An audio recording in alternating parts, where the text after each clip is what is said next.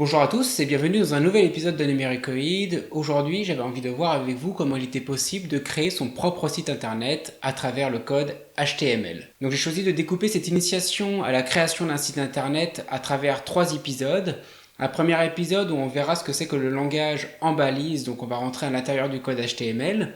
Un deuxième épisode où on va voir qu'il est assez simple à travers des copier-coller et d'insérer à peu près tout ce qu'on veut dans un site internet. Et enfin, dans un dernier épisode, on va choisir un modèle parmi des modèles qui sont proposés sur un site qui s'appelle W3 School et on va changer les couleurs, on va changer les images, bref, on va créer notre propre site internet. Donc le langage HTML, généralement, il est associé au langage CSS, donc on en parlera un tout petit peu. Il est aussi associé au langage JavaScript, mais là, on n'en parlera pas du tout. Donc pour ce premier épisode, je vous recommande d'installer le logiciel Notepad++, qui est un logiciel qui permet d'écrire du code dans différents langages, donc du HTML, mais j'utilise aussi pour coder du Scilab, du Python, du R et plein d'autres choses. Et donc on va apprendre ensemble à travers ce premier épisode les bases du langage HTML juste après ce générique.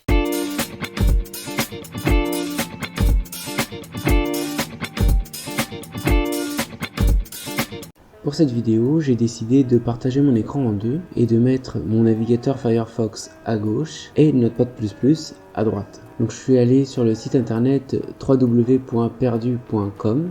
Ce qui nous intéresse ici, c'est que sa structure est très simple. Donc on va accéder au code source de la page, à son code HTML. On va cliquer sur la page et faire CTRL-U pour accéder au code source de la page. Sinon, on peut faire clic droit et voir le code source de la page. Donc ce qu'on lit là, c'est le code HTML de la page et ce que lit notre navigateur internet. Donc on va le copier et le coller. CTRL A, CTRL C et CTRL V dans Notepad++. Ce que vous voyez au début là, crochet HTML, crochet, crochet head, crochet, c'est ce qu'on appelle des balises. Donc des balises, il en existe deux types. Il y a les balises de début et les balises de fin qu'on va trouver à la fin du texte. /HTML, donc cette balise là, c'est la balise de fin de la balise HTML. Donc à chaque balise, on va aller à la ligne de façon à ce que le code HTML soit plus simple à lire. Donc une fois que ça c'est fait, on va dire que le langage qui est utilisé dans ce script, c'est du HTML. Donc on va aller dans le langage en haut, H, puis HTML. On va l'enregistrer également, fichier, enregistrer sous. Et puis on va l'appeler par exemple première page.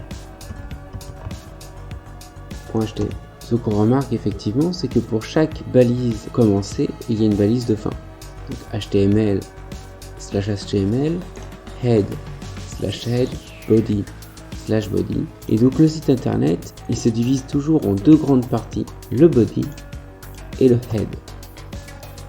Donc le head, c'est l'entête, c'est là où on va mettre le titre, c'est aussi là où on va mettre le style CSS, c'est aussi là où on va insérer du JavaScript si on a besoin. Et le body, c'est le corps du site internet. Là, on va mettre le texte et les images et les liens du site internet. Donc ce qu'on va faire là, c'est dans un premier temps remplacer le texte et puis ouvrir notre première page HTML.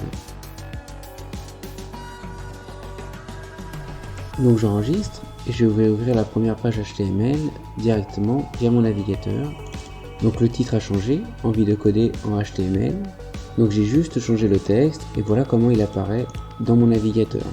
Donc si maintenant on souhaite ajouter une image, donc j'effectue la recherche sur le moteur de recherche Qwant, ajouter une image HTML et je vais aller voir sur Open Classroom. Donc je vais de suite aller sur insérer une image et donc elle se fait avec la balise img/. Donc on va récupérer le code ici. Et je vais l'ajouter là où je veux insérer l'image, par exemple ici. Et donc pour indiquer le lien vers l'image, je vais copier le lien de l'image. Donc je vais aller sur l'image qui m'intéresse, clic droit, copier le lien de l'image, ou moi en anglais copy image location. Je le copie et je le colle, CTRL V.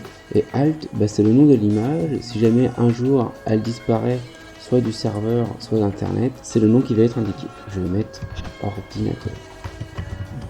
J'enregistre et je vais recharger l'onglet première page.html et maintenant l'image est insérée. Donc l'image prend toute sa place, c'est-à-dire qu'elle est à l'échelle 1 pour 1. On ne l'a pas redimensionnée. Pour la redimensionner, on peut insérer des options à l'intérieur des balises. Le plus simple ici, c'est de rajouter l'option width, W-I-D-T-H. Et vous remarquez que Notepad++ vous propose directement cette option-là. Et on va mettre par exemple 10% de la largeur. J'enregistre de nouveau et je recharge ma page. Et du coup maintenant l'image fera toujours 10% de la largeur. Donc si j'agrandis ma page, elle va s'agrandir, et si je la rétrécis, elle va rétrécir. Enfin, je peux avoir envie d'ajouter un lien. Je retourne sur Qwant, insérer un lien HTML.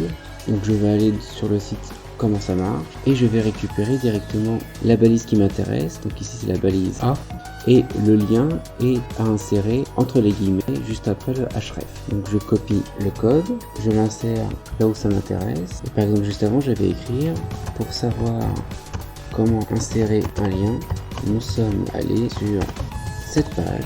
Je vais copier le lien de la page, CTRL-C, CTRL-V, et je vais volontairement pas mettre de texte à l'intérieur de la balise. Et je vais recharger ma page HTML. Et vous remarquez qu'il n'y a pas de lien parce que je n'ai pas inséré de texte. En fait, le texte que je vais insérer ici, c'est ici que va apparaître mon lien. Et si je clique sur ici, on va directement m'envoyer vers le site comment ça marche. On aurait pu mettre une image à la place du texte. Donc par exemple, on va enregistrer cette souris à côté de notre page internet. On va la renommer et on va insérer la balise image, la même balise image que tout à l'heure. On va la mettre à la place de ici. On va changer du coup le lien vers la souris par le nom qu'on lui a donné, donc mouse.png. À la place d'ordinateur, on va indiquer souris.